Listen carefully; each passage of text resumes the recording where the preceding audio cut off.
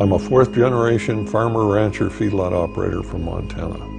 At one time, I had 7,000 head of cattle, 12,000 acres of crop, and 30 employees. I spent 45 years of my life in production agriculture. Not something I learned from a book. I learned it by doing it.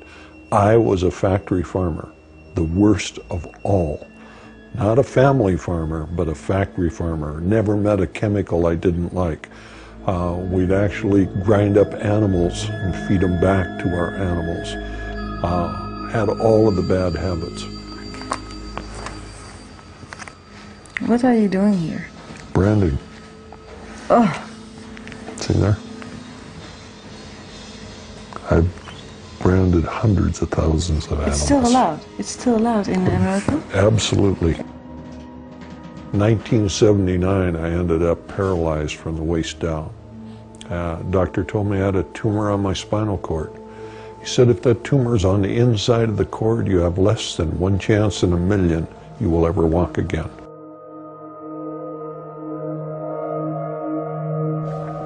Made me stop and think for the first time in my life that I was part of the problem, not part of the solution. I saw the birds die, I saw the trees die, I saw the soil changed. And it was not until I was paralyzed that I was willing to admit that I was the problem. I ended up with a 1 in a million operation. I've walked out of the hospital with a 1 in a million operation, but I walked out a much different individual than I walked in. I knew that what we were doing was wrong, was absolutely, totally non-sustainable.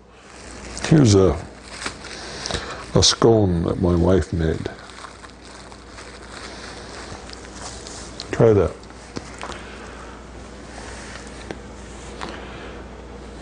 Vegan. Everything in the house is vegan. Yeah. There's no animal products in anything that we have here. Oh, and it tastes good.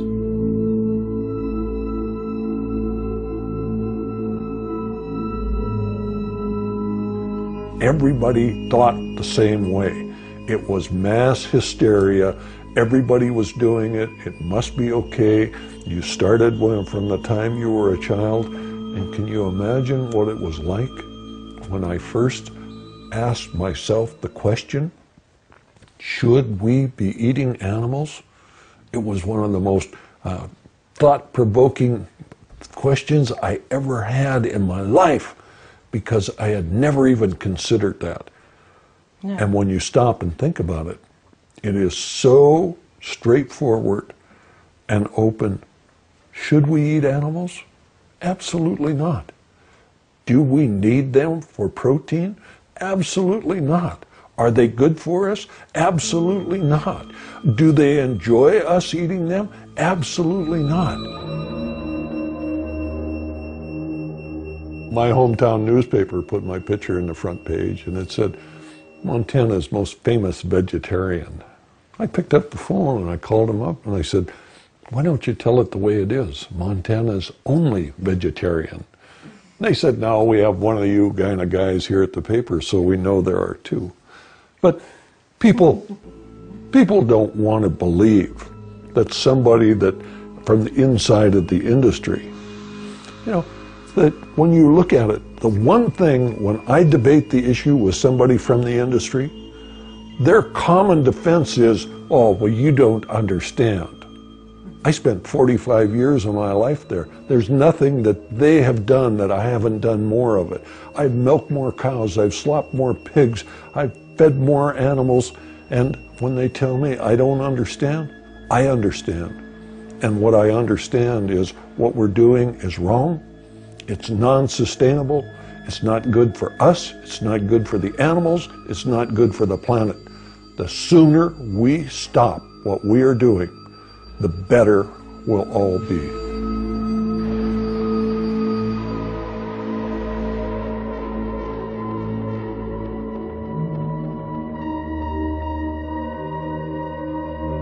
Did you also notice that there are more women vegan or vegetarian than men? Well, yeah. You know why? Tell me why. They're smarter. Ah. Yeah. Do you know why women live longer than men? Tell me. Because men have to live with women.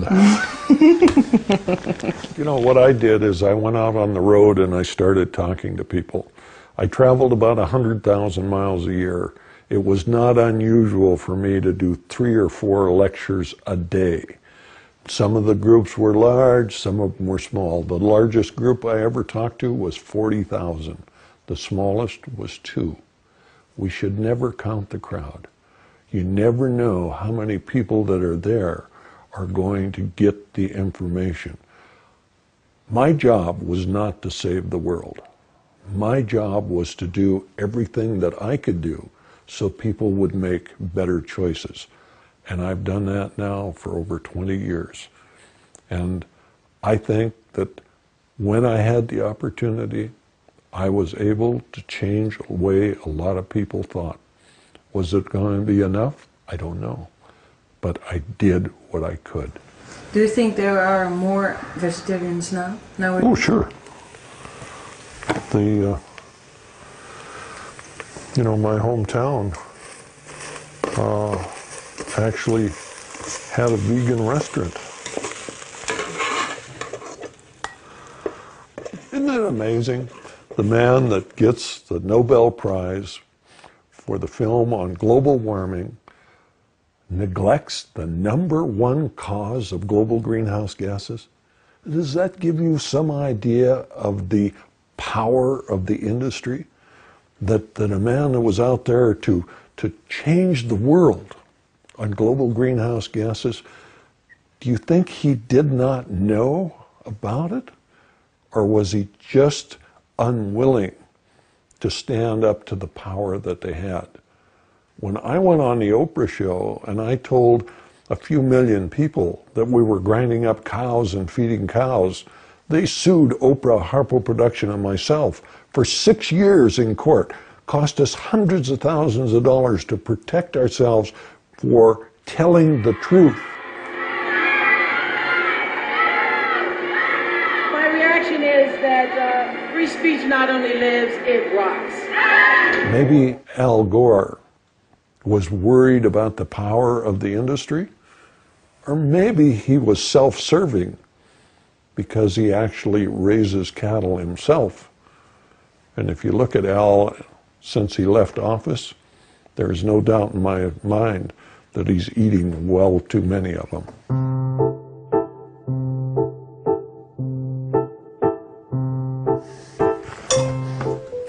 If there's something you would like that you don't see, I'll get it for you. No salt or pepper. No, that's fine.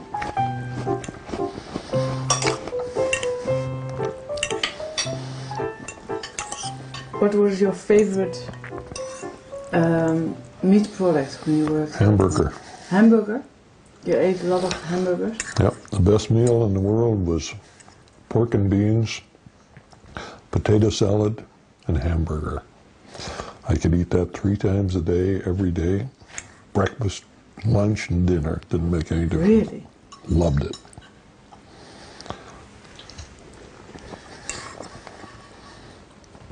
Turned out okay.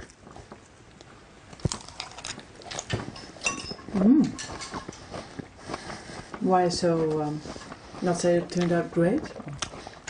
Well, if my wife cooked it, it'd been better. But it just goes to show that if an old cattle farmer can do this, anybody can do it.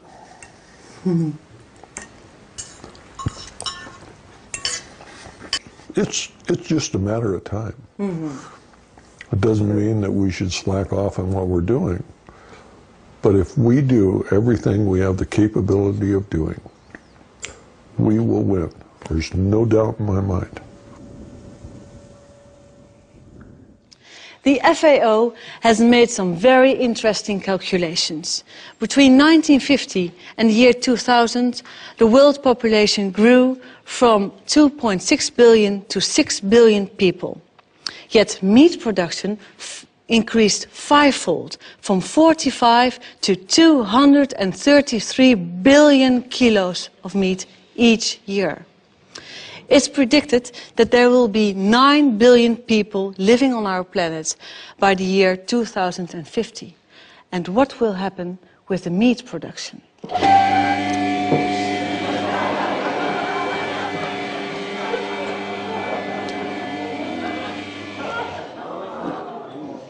The meat production will double to 450 billion kilos of meat by the year 2050.